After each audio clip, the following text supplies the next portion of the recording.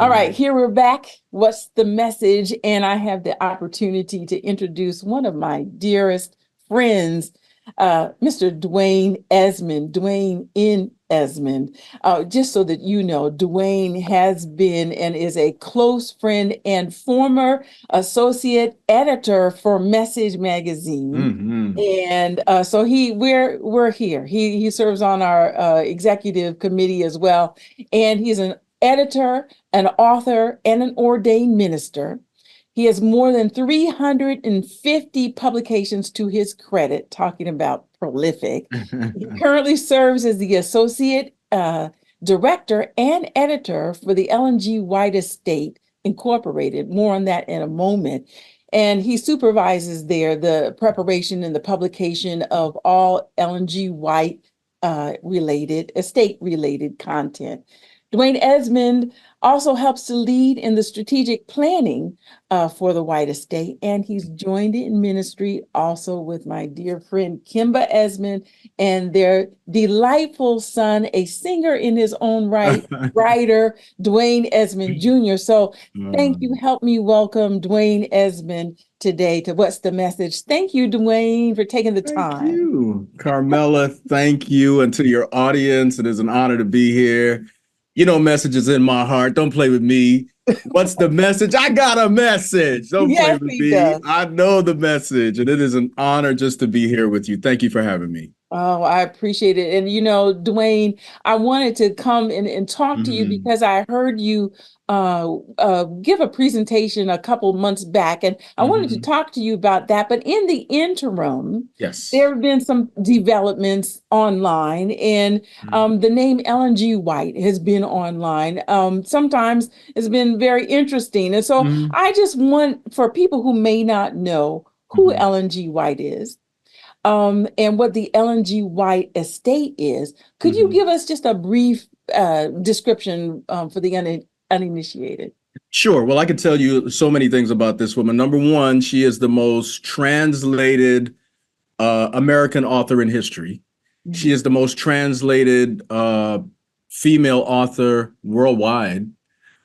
She is a 19th century, early 20th century spiritual leader, born in 1827. For over 70 years of her life, she did ministry, proclaimed the love of Jesus Christ, wrote a lot of stuff, and co-founded a church called the Seventh-day Adventist Church that now numbers around 23 million people.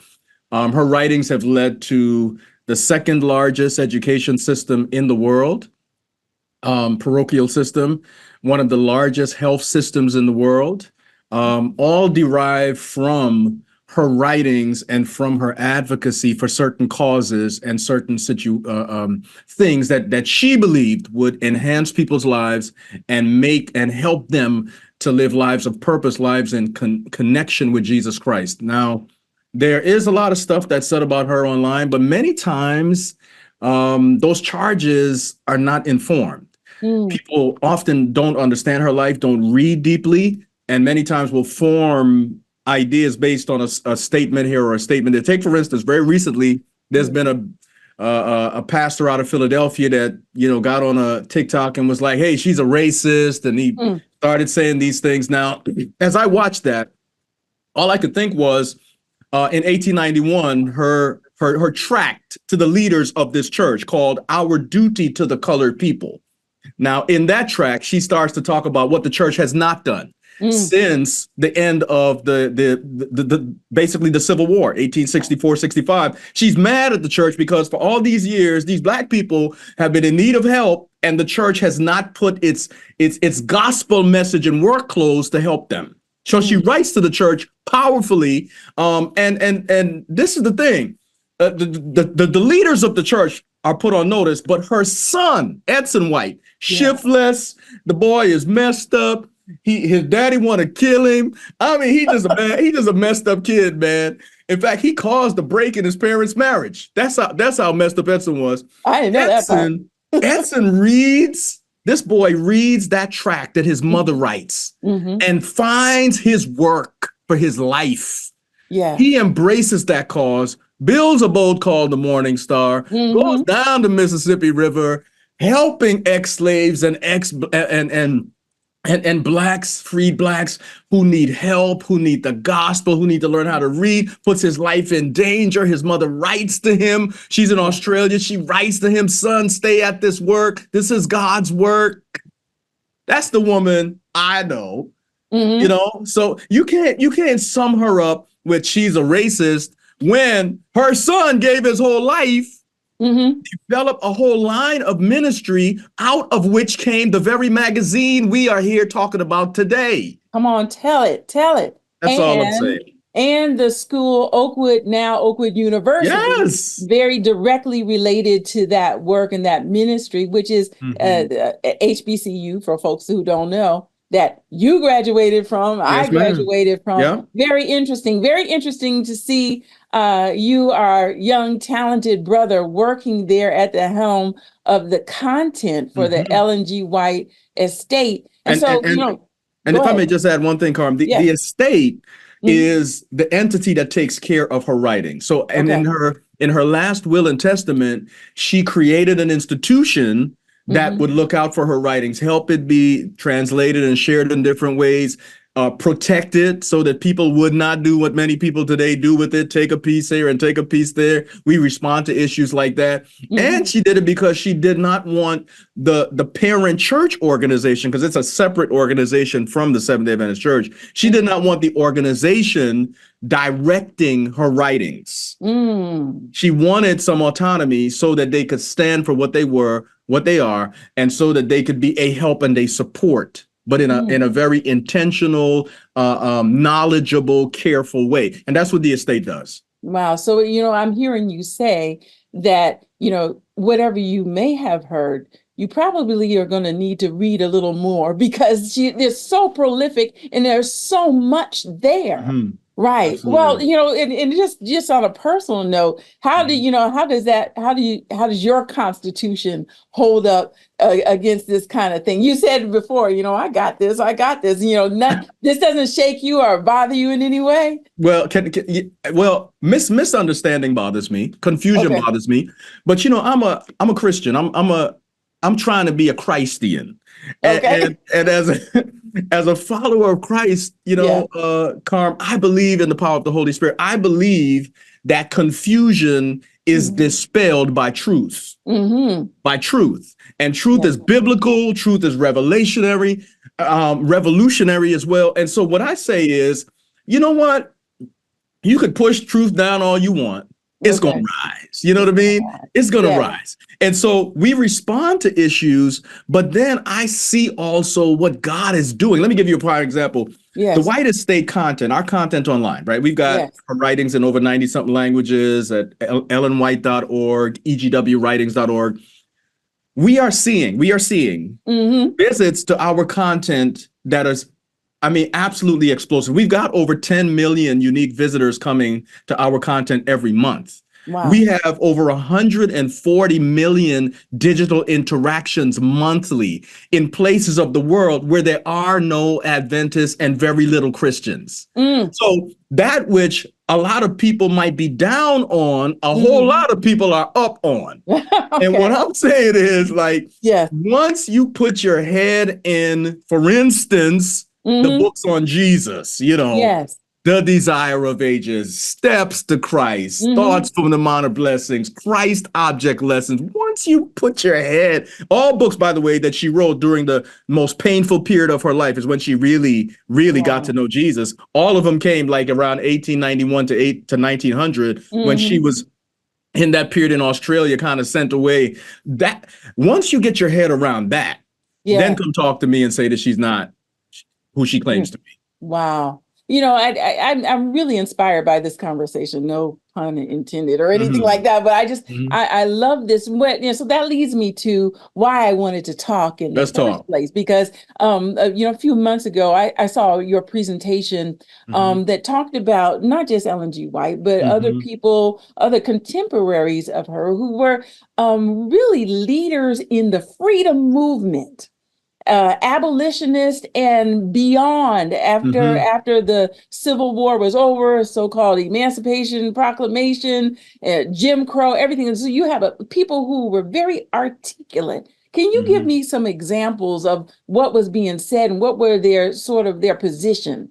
Sure. With respect to the Black experience, the African American experience here in the United States? Absolutely. So most people, will know, okay, the Episcopal AME Church, and Yes. they know about these other institutions that have been very, very instrumental in helping Black people and in the cause of freedom and the cause of civil rights down through history. Seventh-day Adventists had some crazy beginnings. Adventists in general, when they began in the 1840s, they came out of the Millerite movement. Yes. Guy by the name of William Miller, who claimed, who preached a message of the gospel, claimed that Jesus was coming, did not come at that time. There was a disappointment, but out of that comes the Adventist faith. Now, let me tell you this. What's crazy is the Millerites believed in abolition. Not only did they believe, not only were they abolitionists, they supported the Liberty Party at the time. The Liberty Party had one plank. Okay. We don't need 50 million planks. They got one plank, and their plank is the total and complete abolition of slavery. I would be in that party. Yes, go ahead. I think I signed up for that. So they were in that party, and many of the founders, the contemporaries of that young woman and her, they come out of that. So for instance, she has a guy that she gets close to, in the movement, a guy by the name of Uriah Smith, young Uriah Smith, great editor. Like, he's a hero for us. We editor people. He's like the arch editor. This guy edited for over 50 years. But here's the thing about him. He was so militantly anti-slavery that he writes, 21 years old, like 1851, 52. He writes a 30,000 word blank verse poem going at America's neck. Yes. Like this country of liberties boasted has given a foul blot upon the cause of liberty. He just goes off. He is pungent in his disdain for the country's oppression of people while claiming to be this bastion of freedom and hope and a place where all people are supposed to be equal. He just goes off. Then you got him. You also have, for instance, Ellen White even writes herself. Her husband writes. James White writes about the fact that if they understand much theology, America's role in prophecy, they study it out in the book of Revelation 12, Revelation 13. They study out America's role and prophecy as a nation that professes things that it doesn't practice. And their proof of that is what it's doing to Black people. Yes. So you're saying, let me just make sure I get this straight. When I'm hearing you say, and this is so important for me as a Black woman, you as a Black man, you're saying that these folks went back to the word and they saw in the word, in the prophetic imagery, something that mirrors what is happening in the experience of African-American people. Absolutely. That's deep. Absolutely. You're saying our experience is in the book prophetically. It is in the book. In fact, that same woman writes, she says, anybody, if you're living at the end of time before Jesus come and you want to see him, you ought to study the experience of the American slave. Wow. She writes that. What is she saying? She's saying, you see what they went through? You see how they kept their faith? Not perfectly, but you see how they kept their faith? What they experienced, that will be experienced by people of faith who decide that it's God or bust, that they're going to stay with God no matter what happens. There will be persecution. There will be challenge. She says that's the journey of faith. That's a metaphor for the journey of faith that all of us will take in life. So I'll give you another example. John, I would say, if you have a hero from that time period, John Brown would have to be one of them heroes. He is one of mine. John Brown. Yes. I mean, as conscious a white brother as you can possibly find. John Brown decides, I'm going to raid the conservative military depot at Harper's Ferry. We here in Maryland, Carm, together, right up the road. Okay, he's going to raid that thing, touch off a resistance movement and shut down this whole slavery thing. One man has decided, I've had enough. I'm doing Yeah. something about it. His children get involved in this movement with him, okay, undercover, and they will die for it. Yeah. John Brown recruits a bunch of people, and many of them did not come when the thing was to be touched off. People who said, that, "Oh Lord, Come on now. you need to help me." My people didn't show up. My people didn't show. All right, so John Brown gets captured. Well, when Brown was captured, there was some Adventist preachers. One of them, John Loughborough, who was one of Ellen White's favorite preachers. Loughborough and another friend are traveling with James and Ellen White around 1858, 59, when Brown is captured. And they see a newspaper and they're chuckling to themselves about John Brown. Yeah. I mean, he really thought he was going to pull that off, how stupid, this and that. They recount the story. They said Ellen White checked them. Yes. She checked them. She says, in effect, I'm paraphrasing her, y'all are laughing at the wrong man. Do not laugh at him or about what he attempted to do in my presence, because what he was doing was right. And if those who were as convicted as he was had the courage that he had, they would have shown up that day and helped to stop this mess. That's the person I'm talking about. Yes. She is on it. And then she says this. She says, now you laughing at it now, but I'm telling you that something is coming upon this nation that is going to cause it to weep, that its sons and its daughters will die in a war over this very issue. She predicts that 2 years before the Civil War touches off. And then when it touches off, she starts to write stuff that is absolutely, I mean, it's so serious. She says, God is punishing this nation. This is her words. He is punishing the South for the sin of slavery. Yeah. And he's punishing the North for tolerating it.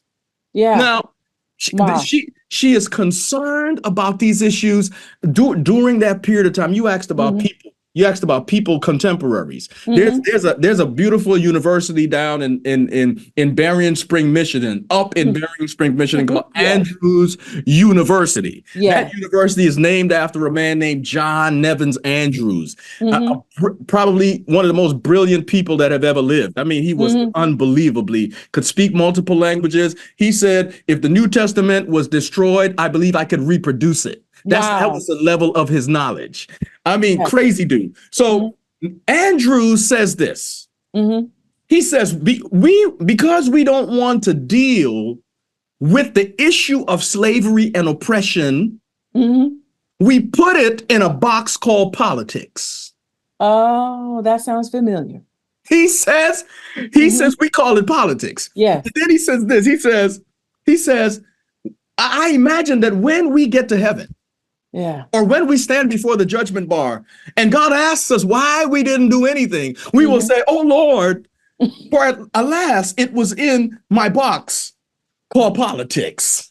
Mercy. And I separated that from my faith. I separated that from my advocacy. I separated that from my spiritual experience. I didn't think I needed to do anything to lift oppression because that's politics and I don't do politics. Wow. Man, let me tell you, I could go down the list. Well, and Dwain, I'm gonna tell you, it was such interesting, but you took me where I wanted to go, and since we're almost out of time, I wanted to ask you about that. So now maybe for the uninitiated, this is the first time they've heard about all this, but me, hey, I've grown up with some of this, I've learned some of this. What does this information do for us now? What do we do with it today as we look at the social issues around us, as we look at African Americans and Black and people others in general, and other people who are oppressed? And I can think of several hot spots around the world today. Tell us, is there something that we can extrapolate from here? I think there's several things. That's a wonderful question. I think what I would say is, man, I might get killed for this, but there was a revolutionary Palestinian named Jesus Come on. who grew up under Roman occupation in the Middle East. And that Jesus was an advocate of the oppressed. In fact, he said, you know, man, the Lord has sent me to bind up the brokenhearted, to set captives free, man, to proclaim the acceptable year of the Lord's favor. Like I'm here to bring change, you know, I'm here to bring change. Yeah. I'm here to lift people and save people. And so if we're going to embody the ethic of Jesus, then we have to say, look, this is part of my work. Like, this is part of what I'm supposed to do. And that was Ellen White's concern. So she was a person who advocated, for instance, for the temperance movement. You know, listen, I don't want people shackled by, you know, substances and stuff that's hurting them. And so no matter where we are in the world world is in need of love warriors. Yeah. The world is in need of justice warriors, people who bring the revolutionary love of Jesus Christ to bear on their neighbors and their friends. What will it look like? Well, in our community, whatever the challenge is, right now, we got a teen youth crisis. Teens are doing all kinds of stuff in DC, man. They just running amok. What are we going to do with that? Do we just throw jails at that? Or do we engage and say, Lord, how can I be of service and help these families and these people that are in need of help?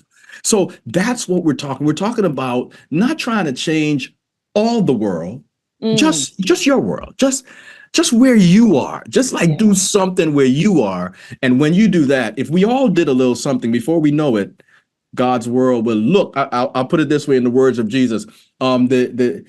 The kingdom will come on earth as it is in heaven. As it is in heaven. As it is in heaven. Oh, my goodness. Thank you so much, Dwain Esmond. I want you all to get the chance. When you get the chance, you might want to pick up his most recent book. It's a 2021 title, but Jesus, Name Above All Names, is a compilation of several, is a devotional, the names of Jesus, coming right there out of the Ellen G. White estate. Thank you so much for clarifying and giving us some information today. I sure do appreciate it. And thank you. It has been an honor to be here. Thank you.